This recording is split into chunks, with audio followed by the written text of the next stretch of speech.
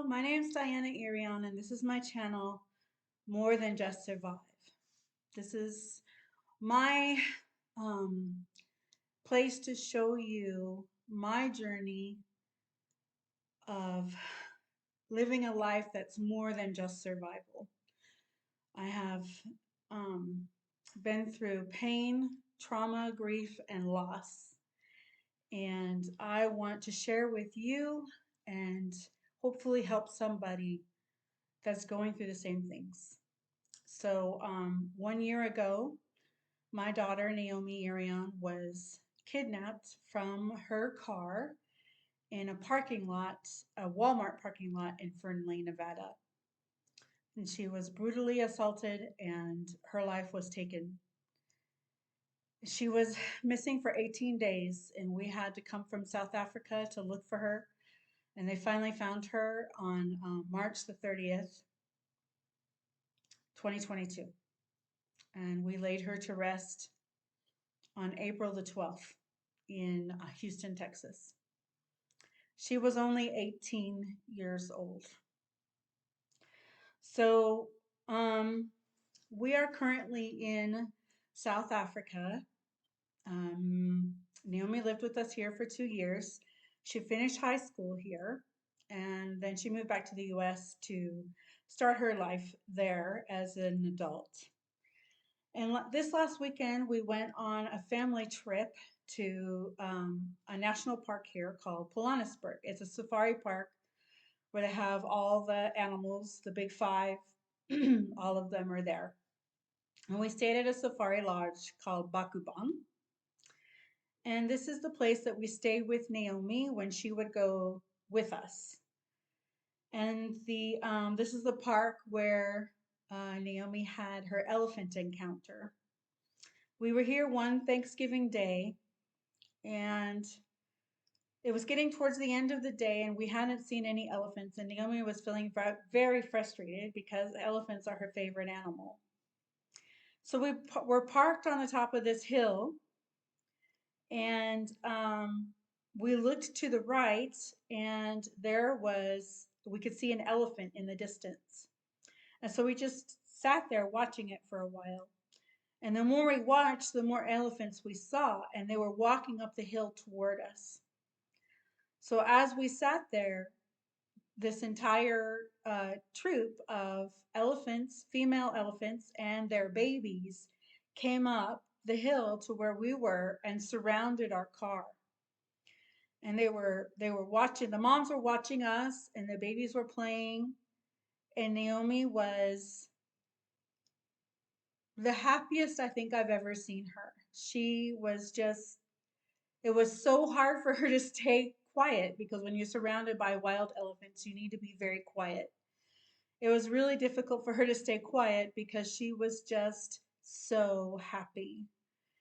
And so while we were there this last weekend, we had 2 of those elephant encounters where we were in a truck and the troop of mama elephants with their babies came to us.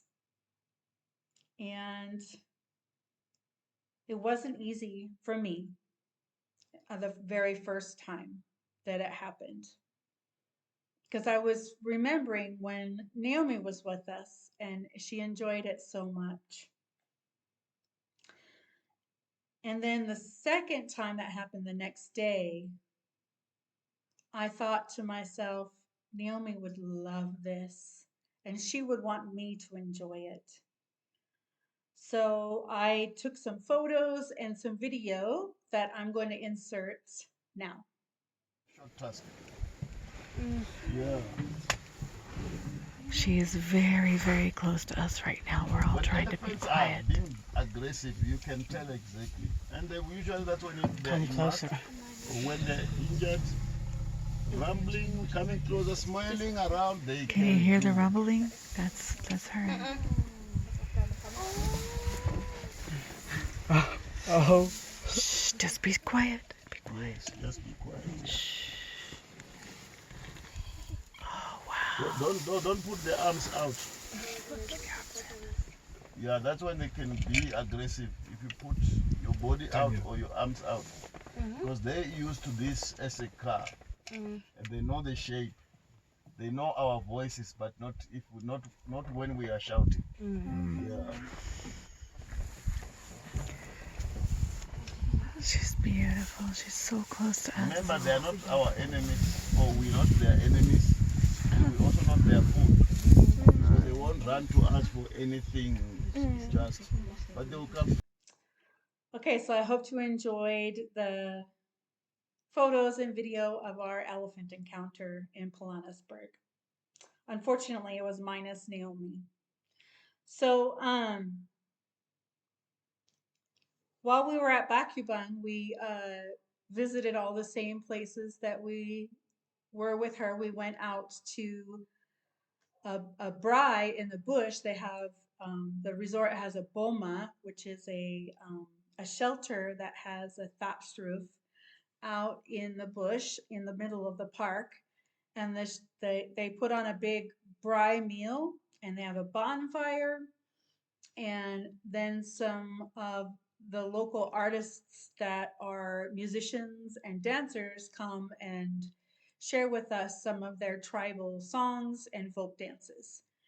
And when Naomi was with us, that was her favorite part, other than the elephants, of the whole weekend, because she was fascinated by different cultures, and the African cultures are different than anything she'd ever encountered before. And she sat for hours watching the singing and the dancing at this braai, and it was she was very happy and very relaxed. And so I spent some time watching them and enjoying the music and the dancing. Now, it was dark at night, and the only light was really a fire. I did take video. One video is of during the daytime in front of the Bush Lodge when we first arrived, and it's the musicians welcoming all the guests for the weekend. And the other videos are going to be pretty dark. I'll try to lighten them up, but it was dark and there was no lights, and it was just by firelight. So I hope you're able to make out some of the incredible cultural stuff that Naomi enjoyed so much. So I'm going to insert that now.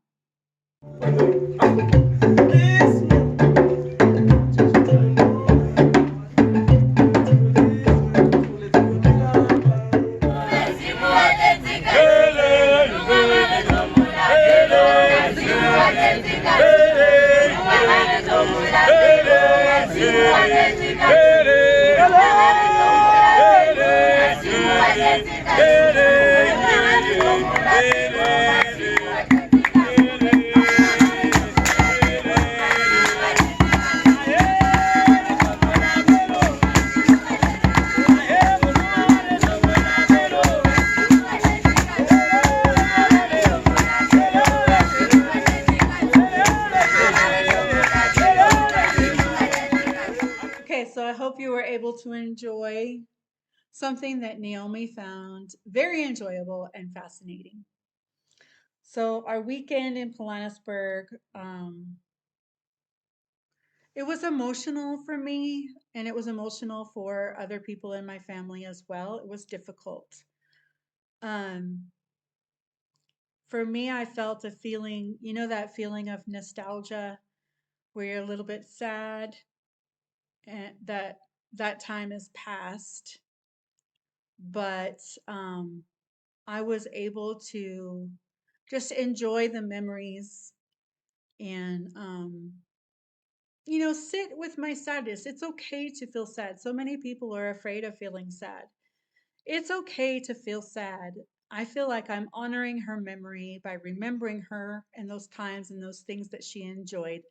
And of course, it pricks my heart a little bit, well, a lot, and it makes me sad. But um, I think it's a way of remembering someone that was so important to me. Now, other people don't deal with things that way. So I have spent the time learning how to deal with flashes of memory and emotion as they come up. I've I've gone to grief counseling. I've learned strategies, and so I'm able to feel my feelings and then work through them in a healthy way. I hope it's a healthy way, but not everyone's able to do that. You know,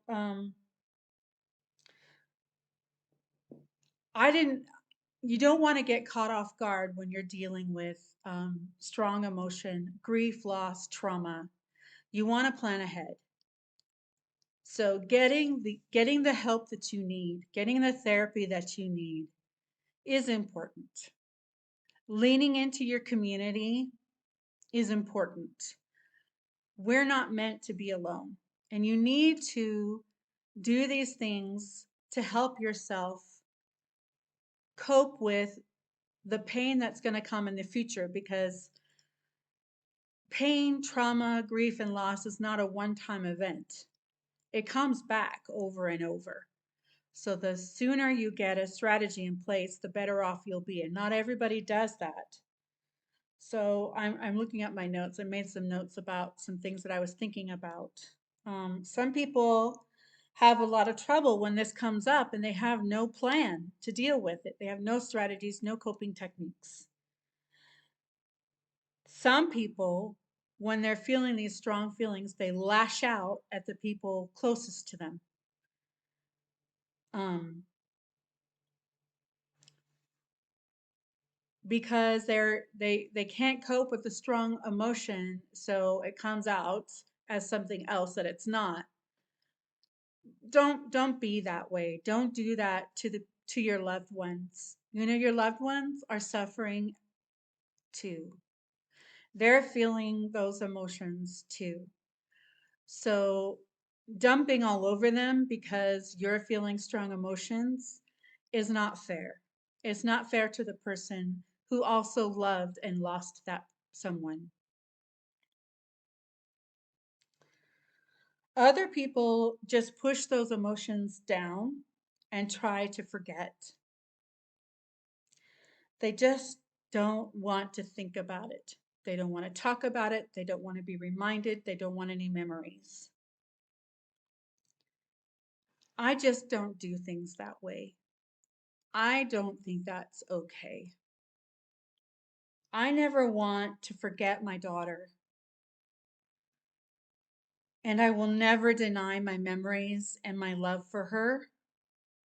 I want to openly remember her, talk about her, feel all the love and the feelings that I have for her. I want to keep them fresh in my mind and in my heart every day. So that's that was our weekend, and that's the thoughts that I was having while we were away. And we came back to an empty house where all of our household goods are packed out. And right now I'm in the bedroom that used to be Naomi's. As you can see, there's nothing really here. It's empty. Everything's been packed up. This is the house that she lived when during the COVID lockdown. This is the house where she learned how to work a job because she worked at the embassy. This is the house where she lived when she graduated from high school.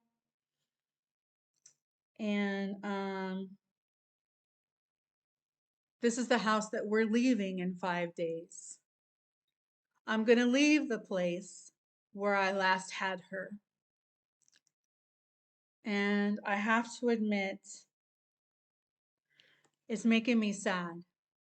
And it's making me feel anxious. I'm having some anxiety about it. I'm 55 years old, and my memory is not the best because I'm in a certain phase of life. I'm sure all you ladies will understand. Um, I'm afraid of losing the details of the memories that I have of her here with us. It's giving me some anxiety to think that I might not remember everything about her living here with us. Leaving here is hard. It's very difficult. I'm making a concerted effort to talk about her more, to keep those memories fresh in my mind, because I have that anxiety about losing those memories and leaving the house, leaving South Africa, and all the sights that we saw here, all the places that we went, and the people that we met. Um, it's difficult. Now I'm determined to not let this send me into a grief spiraling depression. I think that's part of the reason why I've been able to do so well is because I have this inner determination. I don't want to go there. And I've been getting the help that I need. So, my advice for other people that are suffering from trauma, pain, grief, and loss in this video is get help, first of all. Get professional help.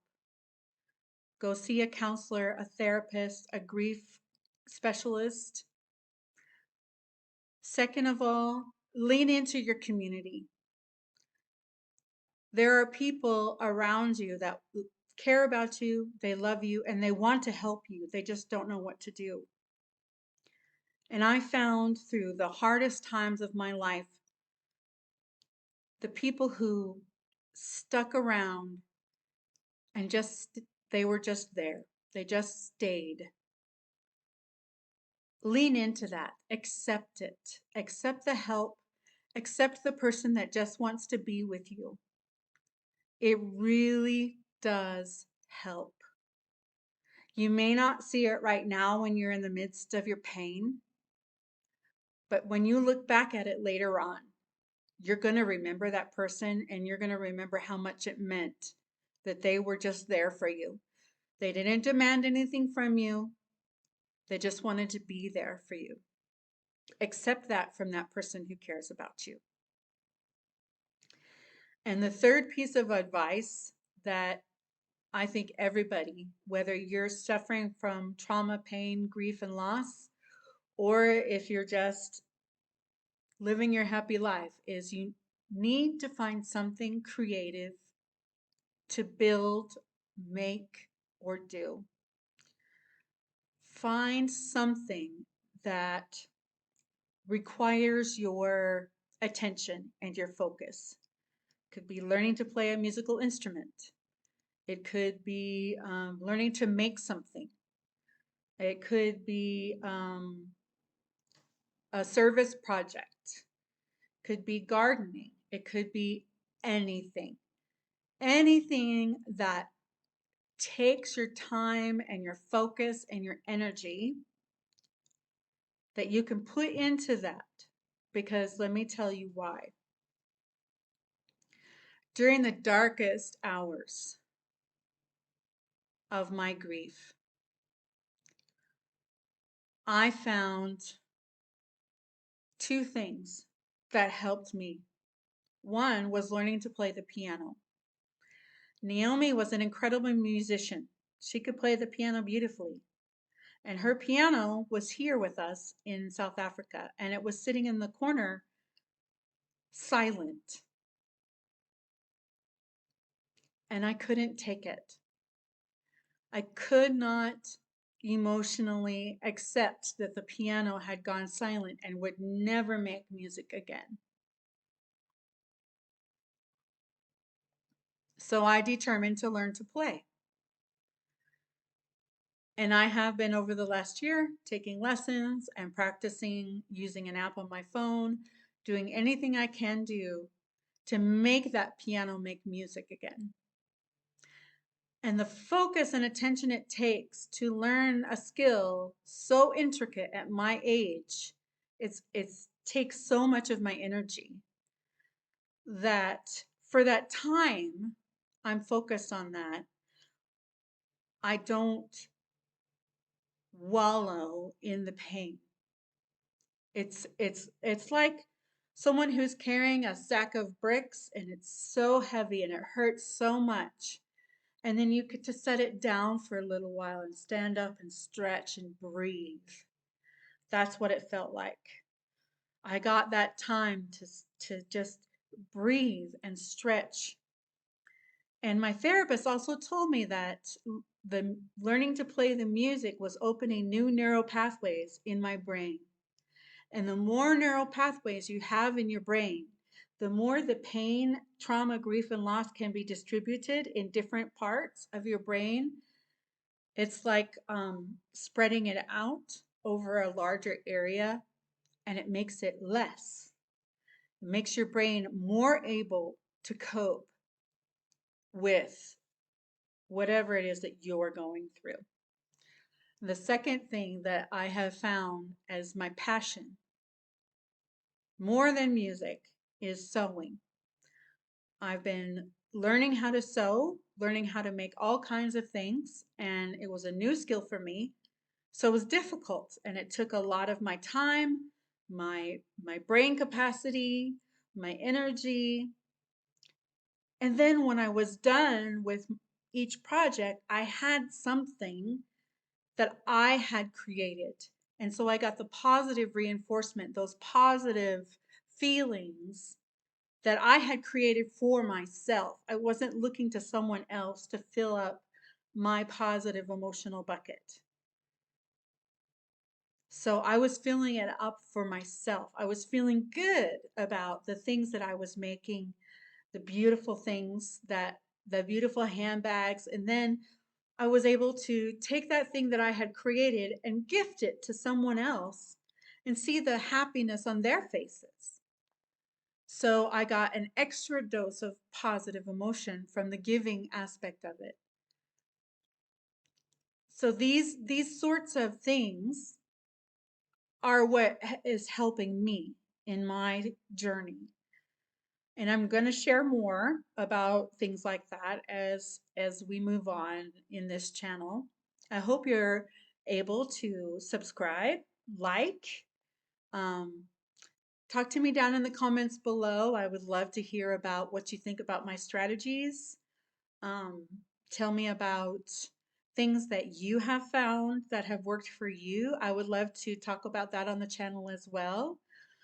All of the ideas that I can get together would benefit the most amount of people. And that's what this channel is all about. I don't care if this channel is ever monetized. The sole purpose of this channel is to help others who are going through trauma, pain, grief, and loss. From a real mom who has lost a daughter in a horrible way, who lost a baby at birth, who, and also who has gone through other traumas when I was younger. And those will be in future videos. Um, I'm not quite ready emotionally to put some of that out on the internet just yet, but I will. I think I'll get there as I work through more of my trauma from those events in the past. And then I also am going to talk about my 3 boys that I adopted from an orphanage in Ukraine and their trauma and the strategies that we have used for them. And I have so much more to share. And I hope that you're able to come with me on this journey. All right. You all have a great week. And remember, God loves you. And so do I. Bye.